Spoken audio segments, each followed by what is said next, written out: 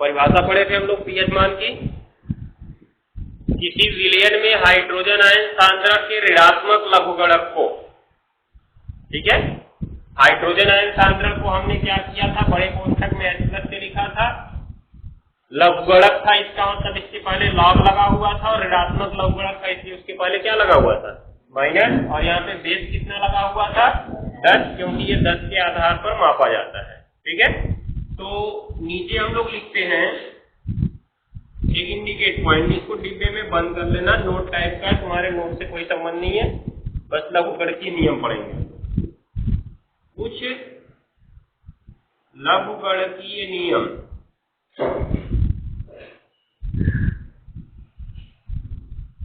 सम law, arithmetic law.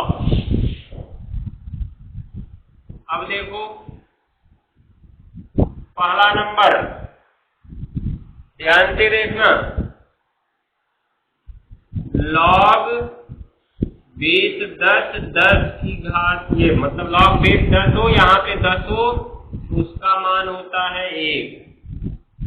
क्या हो, log नीचे बेस 10 है, यहाँ भी 10 है, अर्थात जो नीचे लगा है वही यहाँ लगा है, दिख रहा है ना, तो इसका मान 1 होता है। दूसरा नंबर, लॉग बेस 10 a, इसका मान होता है 0। अगर 1 का लॉग निकाल रहे हो तो उसका मान होता है 0। अभी ये समझा रहे हैं सब होता क्या। उसके बाद देखो तीसरा नंबर जो है, अगर मान लो लॉग बेस 10 लिखा गया ना, और सामने यहाँ पे कोई संख्या लिखी गई, उसके ऊपर कोई घात लगा दिया गया, ये फॉर्मूला है, इसकी जरूरत पड़ेगी इसमें, इसी की सबसे ज्यादा जरूरत पड़ेगी, ठीक है ना। लॉग लगा है, बेस 10 लगा है, और जैसे देखो इसमें कह दिया गया कि हाइड्रोजन आयन का सांद्रक 10 की घात कितना है, -8 है ना। तो अगर रखेंगे हम 10 की घात -8, लॉग बेस 10 10 की घात -8, देखोगे तो ये वाला इसी की तरह से दिख रहा है ना, बेस 10 उसमें भी है, बेस 10 इसमें भी है, जहां यहाँ यम है उसकी जगह पे 10 है, जहां यहाँ यन है उसकी जगह पे क्या है, -8। तो इसका रूल क्या होता है, घात चली आती है आगे, घात आगे ले आए, घात ले आएंगे आगे, अर्थात जो ऊपर पावर लगा है यन, वो आगे चला आएगा, और बचेगा क्या, n के बाद इंटू लगा के लॉग बेस 10, उसके बाद क्या लिख दोगे, यम। तो अगर इस फॉर्मूले का हम प्रयोग करें तो इसमें कौन आगे आएगा, -8 आगे चला आएगा, तो माइनस तुम्हारा है, -8 आगे चला आया, और लॉग बेस 10 10 हो गया, माइनस माइनस क्या हो गया तुम्हारा, +8 हो गया, और इस लॉग बेस 10 10 का मान क्या है, 1 है, तो माइनस ये +8 पूरा 1 बराबर कितना हो गया जी, +8 हो गया। दिख रहा है, कुछ दिखाई दिया। इसका मतलब अगर हाइड्रोजन आयन की सांद्रता 10 की घात -8 है, तो उस विलयन का पीएच कितना होगा, +8 होगा। कैसे हुआ, हमने इस सूत्र से तुमको दिखाया, हो जाएगा। तो यही हमारा पीएच मान है, और विलयन कैसा होगा, ये सारी होगा, बेसिक होगा, ठीक है ना, ये काम करना है। तो ये हमारा लॉग का नियम लगा। यहाँ पे कुछ सवाल अगर तुम्हें फंसाने के लिए दिए गए, वैसे तो अब इससे अलग सवाल नहीं दिया जाएगा, इतने फॉर्मूले तुम्हारा काम चल जाएगा, लेकिन अलग वाला भी फॉर्मूला हम लिख लेते हैं। जैसे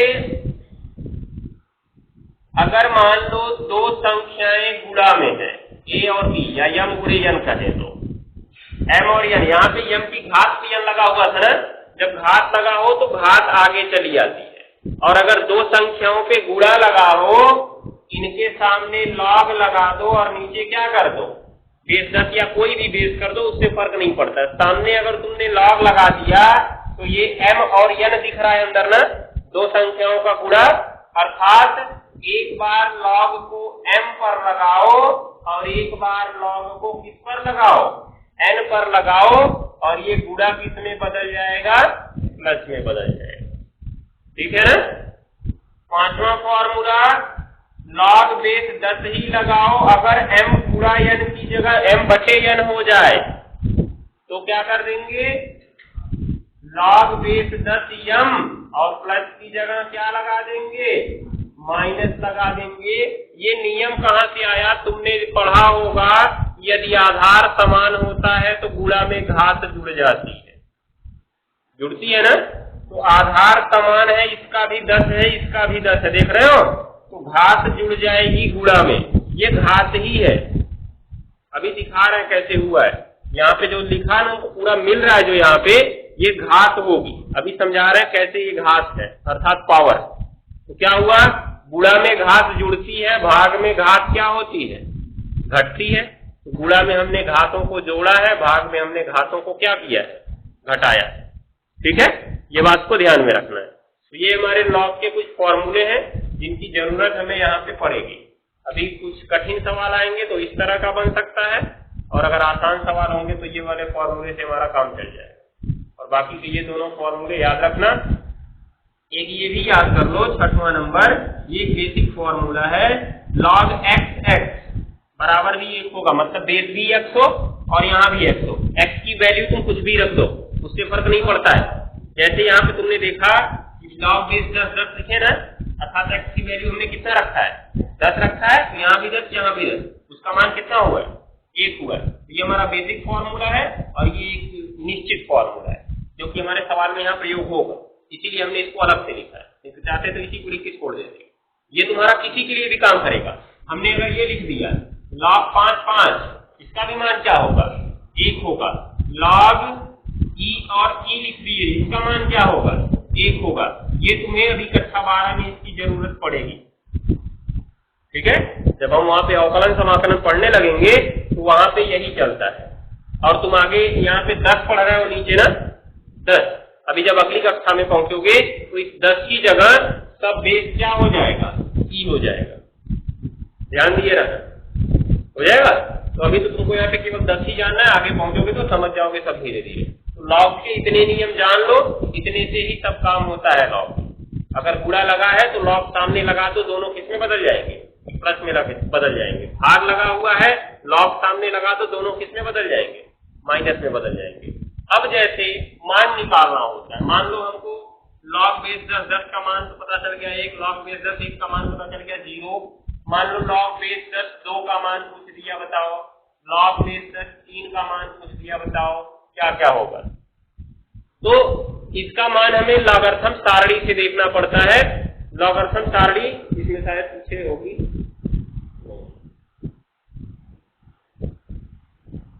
लॉगरिथम सारणी पीछे हुई, हटा दिया सिलेबस से, इसलिए खत्म कर दिया होगा। लॉगरिथम सारणी संभवतः यहाँ पे, हाँ ठीक, ये देखो, ये सारणी दिखाई दे रहा है, ऐसी 2 पेज की सारणी है। यहाँ पे लिखा गया लॉगरिथम्स, लिखा गया, दिखाई दे रहा है। अब सामने तुम्हारा दिख रहा होगा यहाँ पे 0 1 2 3 4 5 6 7 8 9 तक की संख्या इसमें दिख रही है। और इसमें तुम्हारा नीचे दिख रहा है, देखो 10 11 12 13 14 हो जाएगा। अब जैसे तुम्हें log बेस 10 2 का मान निकालना है, log बेस 10 2 का मान निकालना है, तो 2 के आगे क्या होगा, 2 के आगे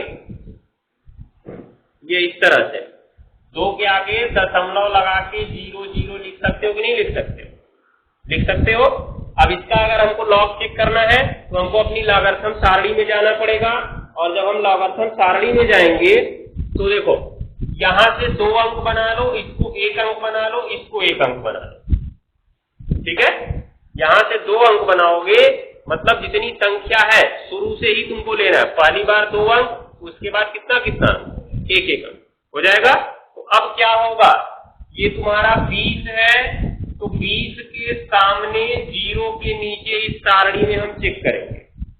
जो हमारी सारणी दिख रही है इसमें देखोगे तो तुम यहाँ पे 10 11 12 13 14 इसे दिख रहा है लाइन से, और ये वाली सामने देखो 0 1 2 3 4 5 6 7 8 9 तक गया, क्योंकि इसको एक ही अंक लेना है तो 0 से लेके 9 तक के बीच में ही कोई होगा।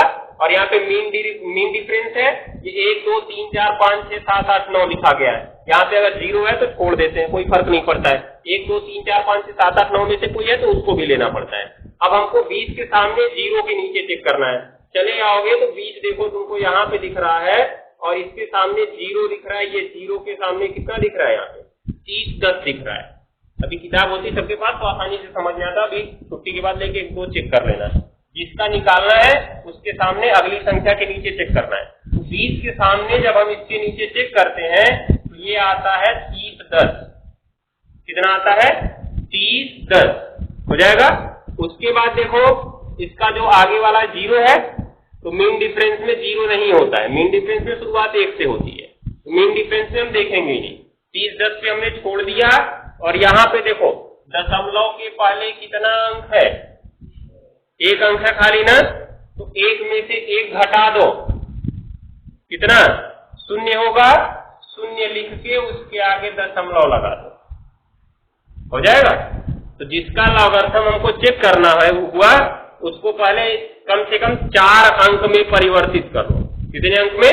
4 अंक में। जब तुम 4 अंक में परिवर्तित कर लोगे, पहला 2 एक साथ, फिर अकेले, हो जाएगा।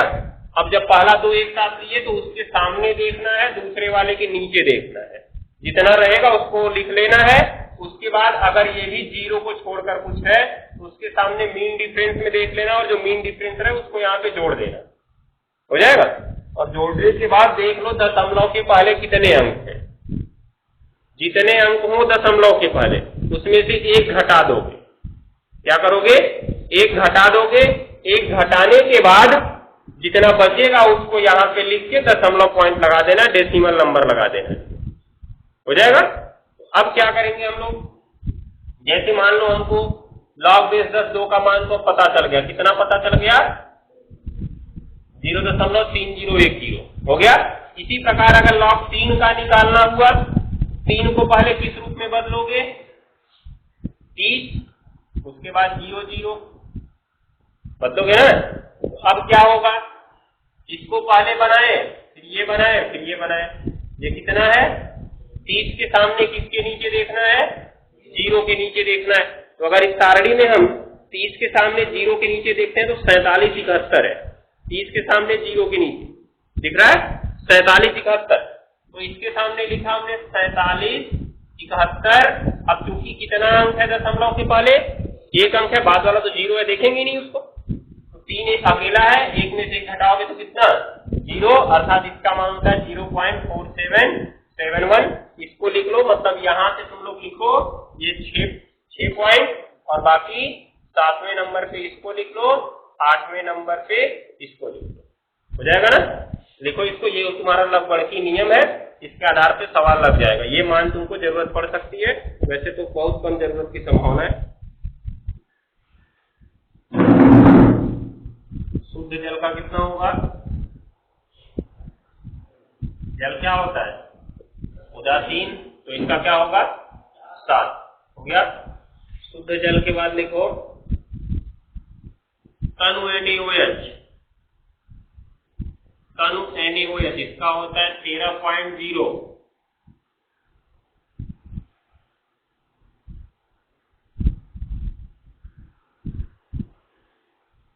हो गया तनु NaOH 13.0।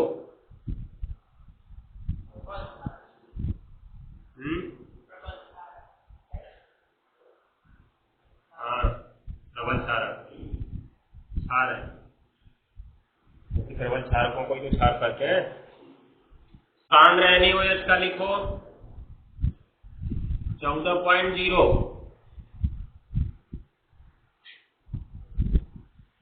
हो गया 14.0। इसमें देखो शुद्ध जल का इंपॉर्टेंट है, ज्यादा इंपॉर्टेंट है। वैसे तो इसमें इंपॉर्टेंट वाला ही लिखवा रहे हैं, लेकिन शुद्ध जल का ज्यादा इंपॉर्टेंट है। इसके बाद देखो जो लिखने जा रहे हैं अब अमाशयी रस।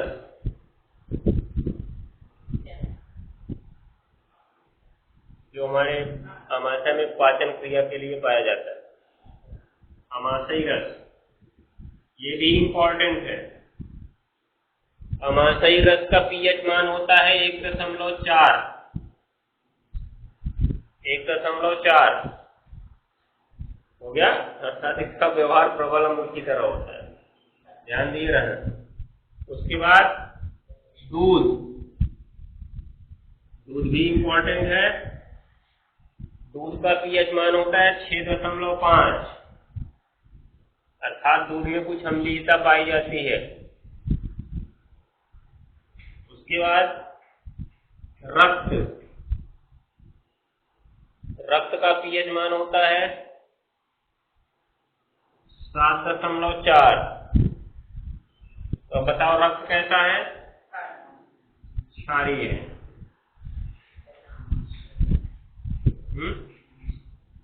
समासे का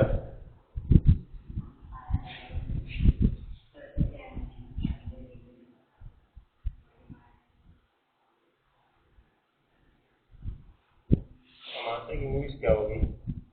शरीर के अंदर पाया जाता है। जीवन में गुर्दा होता है।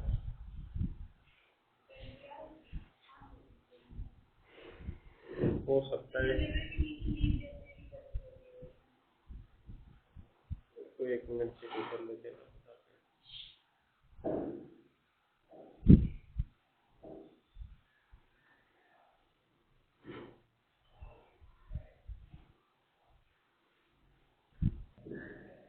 चलो हो गया ये वाला विषय रक्त का ना। चलो रक्त के बाद तो और कुछ इंपॉर्टेंट नहीं है।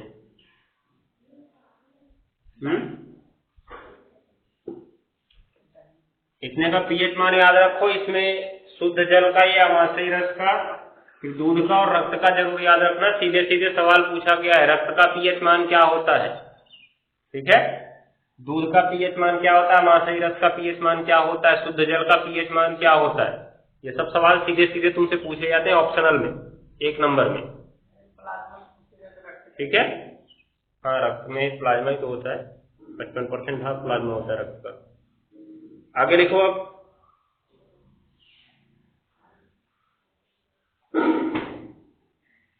हेडिंग,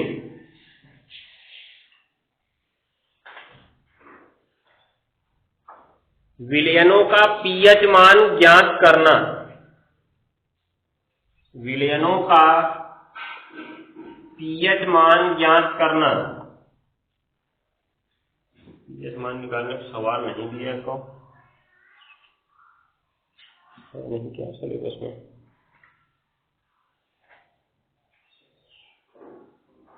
क्या लिखे? विलयनों का पीएच मान ज्ञात करना। हो गया? तो लिखो,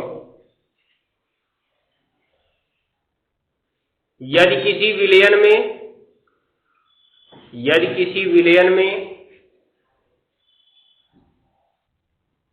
H+ आयन की सांद्रता दी गई है, यदि किसी विलयन में H+ आयन की सांद्रता दी गई है, यदि किसी विलयन में H+ आयन की सांद्रता दी गई है तो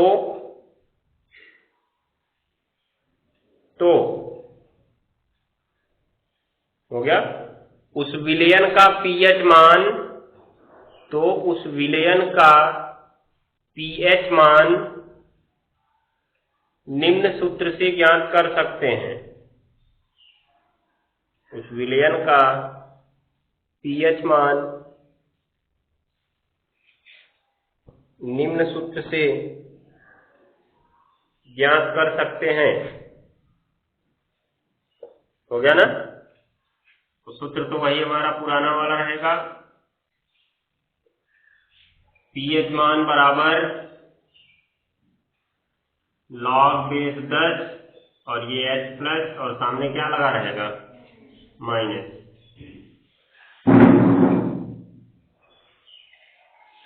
जल्दी लिखो, सूत्र लिख लो, फिर नीचे एक इंडिकेट पॉइंट लिखो।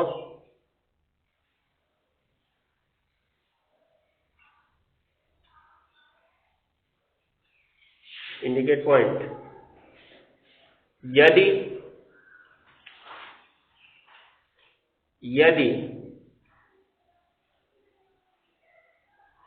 विलयन में OH के ऊपर माइनस OH के ऊपर माइनस, आयन की सांद्रता, आयन की सांद्रता दी गई है, दी गई है, तो दी गई है तो सर्वप्रथम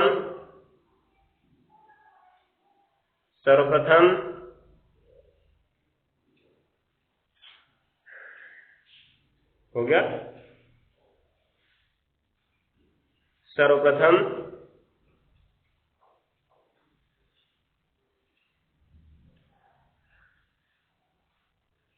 हो गया,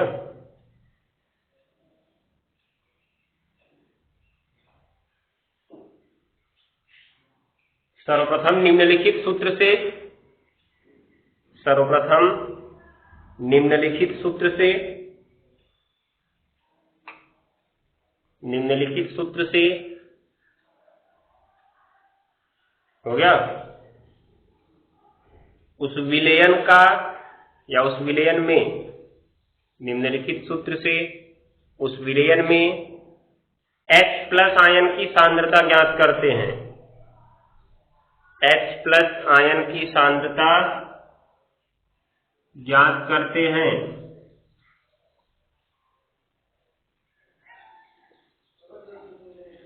सूत्र लिख लो, बड़े कोष्ठक में H प्लस गुणा बड़े कोष्ठक में OH माइनस बराबर 10 की घात कितना, -14।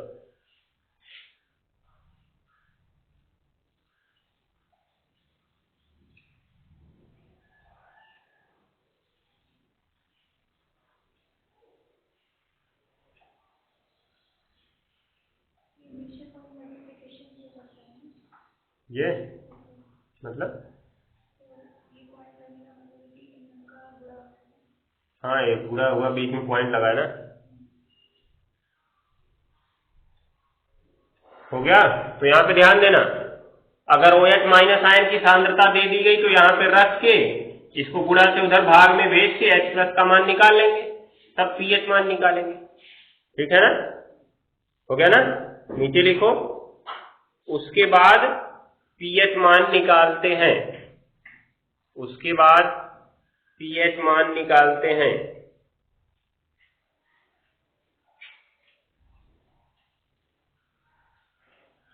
उसके बाद pH मान निकालते हैं।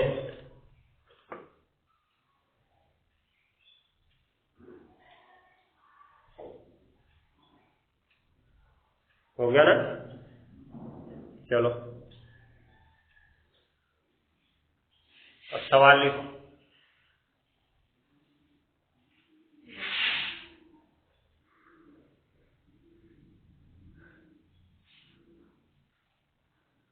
यदि, क्वेश्चन है, यदि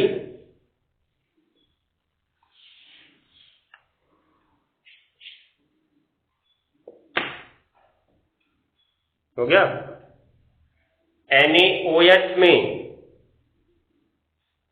यदि NaOH में हो गया OH माइनस आयन की सांद्रता, OH माइनस आयन की सांद्रता, तनु NaOH बना लो, यदि तनु NaOH में, शुरू में यदि तनु NaOH में OH माइनस आयन की सांद्रता हो गया 1 गुणा 10 की घात -13, सांद्रता 1 गुणा 10 की घात -13 है तो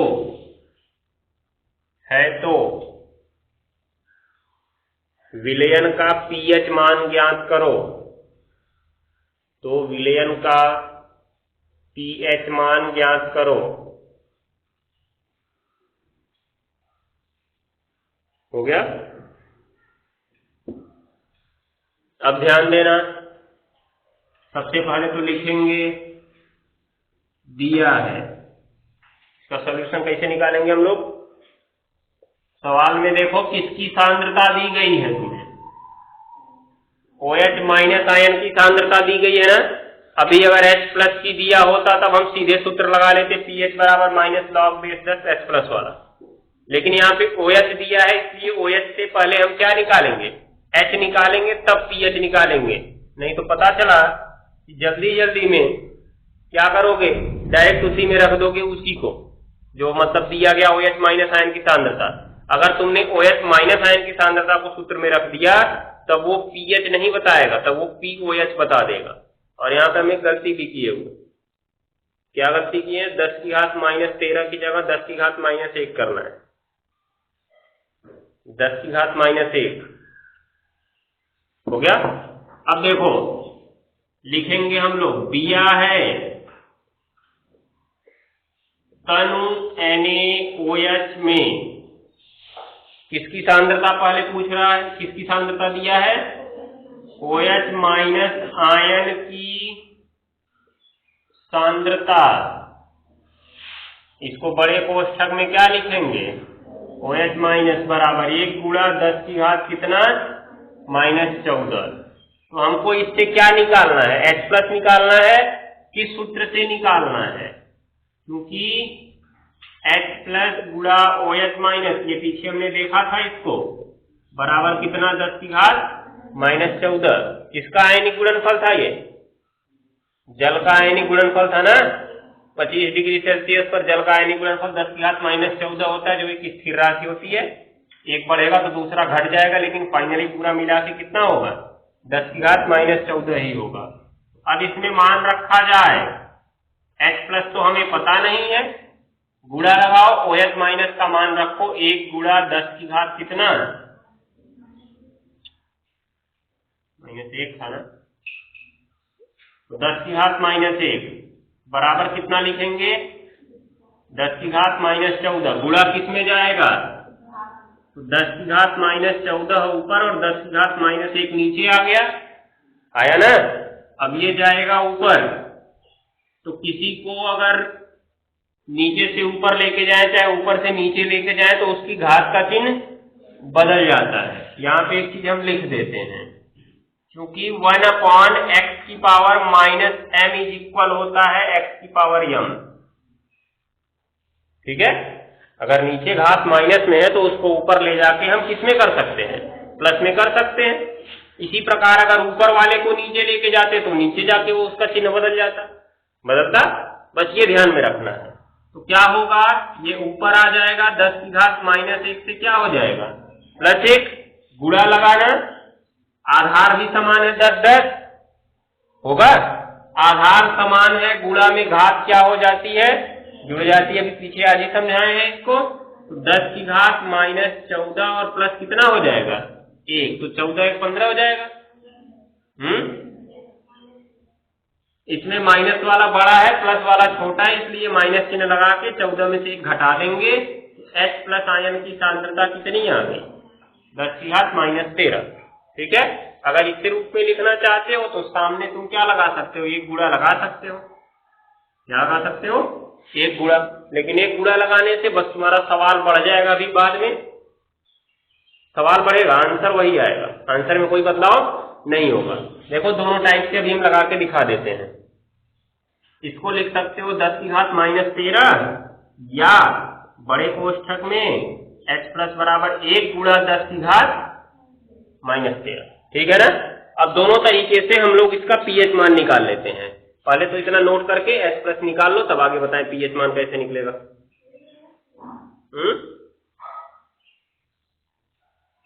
क्या हुआ,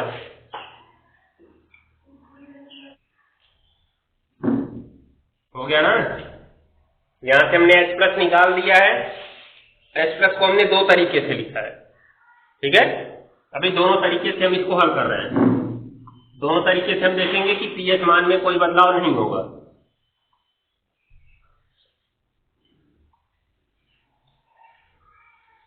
तरीका नंबर 1,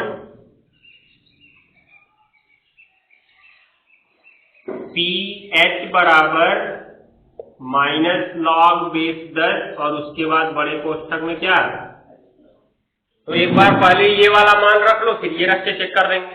ठीक है, तो अभी H प्लस की सांद्रता कितनी आ गई? 10 की घात माइनस 13 आ गई ना। तो यहाँ पे हम रख दे 10 की घात माइनस 13 को, तो माइनस लगा log बेस 10 और यहाँ पे रखेंगे हम H प्लस की जगह 10 की घात कितना? माइनस 13।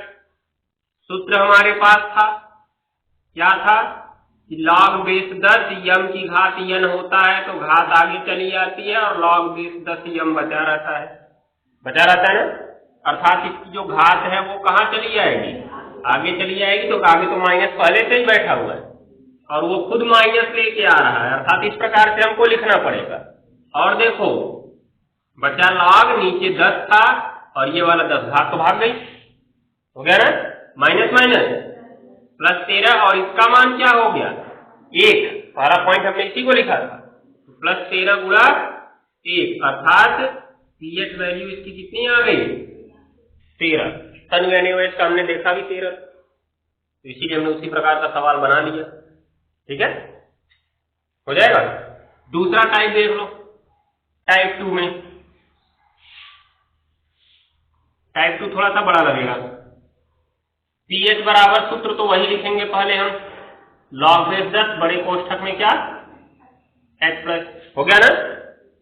दूसरा मान हम रख दिया जाए कि H प्लस बराबर 1 गुणा 10 की घात माइनस 13।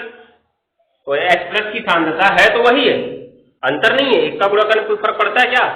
नहीं पड़ता है। अभी लिख के दिखा रहे हैं, यहां भी फर्क नहीं पड़ेगा।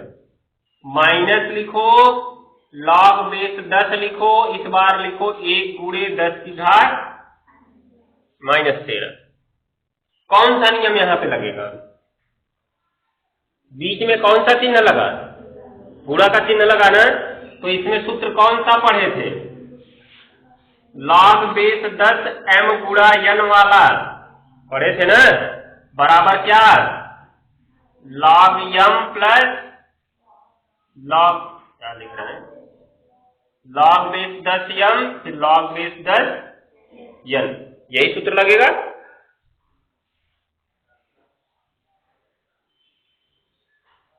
देखो माइनस तुम्हारा बाहर लगा रहेगा और ये जो दोनों इनटू में है वो बदल जाएंगे प्लस में, और दोनों के सामने अलग अलग लॉग लग जाएगा।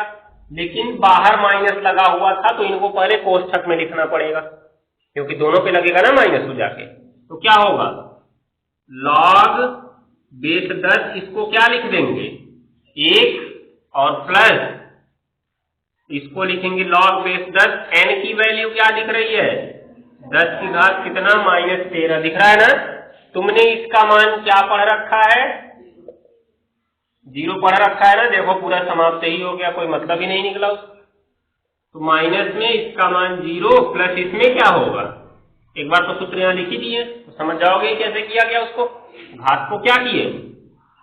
सामने ले आए और log बेस 10 बच गया। बाहर वाला माइनस बचे हुआ, 0 कोई मतलब ही नहीं। ये माइनस 13 है और log बेस 10 का मान 1, मतलब इसका भी मान कितना आ गया?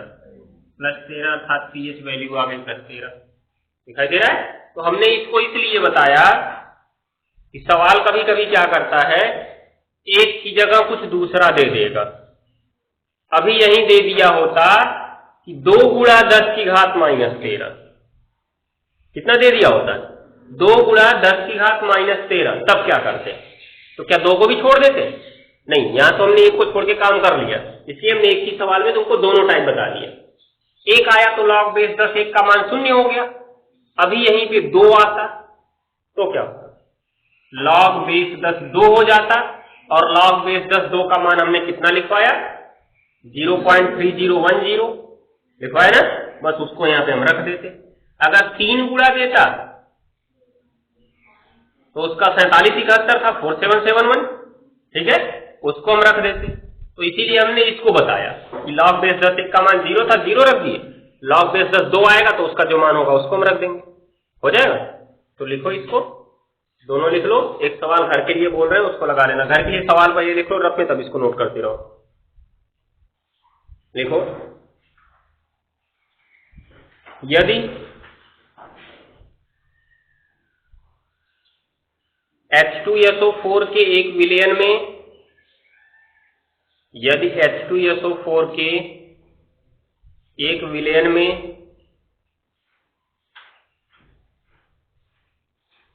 H2SO4 के एक विलयन में X प्लस आयन की सांद्रता, देखो वहां पे क्षार बोला था हमने, जो एग्जाम्पल बोला है NaOH बोले थे ना, इसलिए हमने वहां पे OH माइनस आयन की सांद्रता तुमको बता दिया।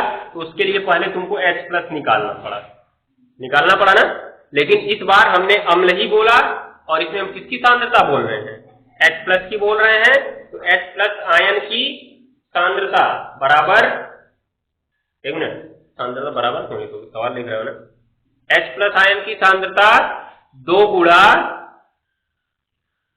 गुणा 10 की घात -1 है, 2 गुणा 10 की घात -1 है, हो गया। तो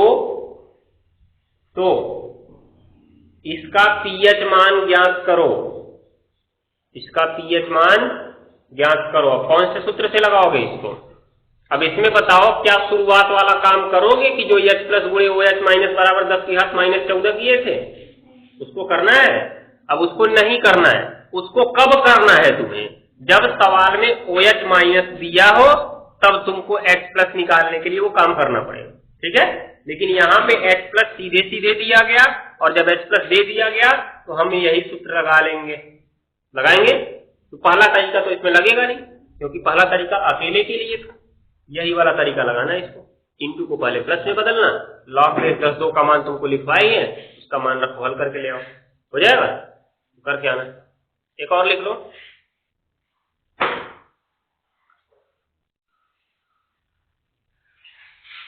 यदि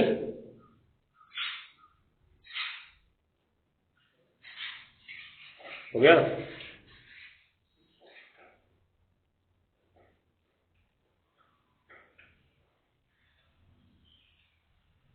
MgOH twice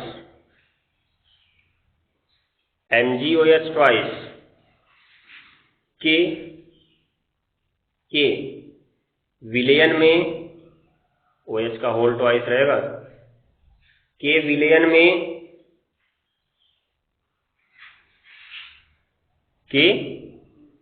में OH माइनस आयन की सांद्रता, OH माइनस आयन की सांद्रता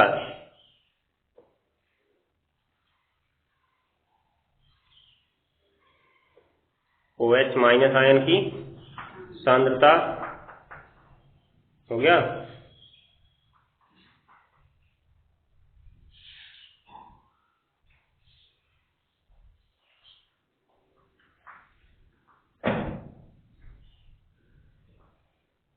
जीरो दशमलव पांच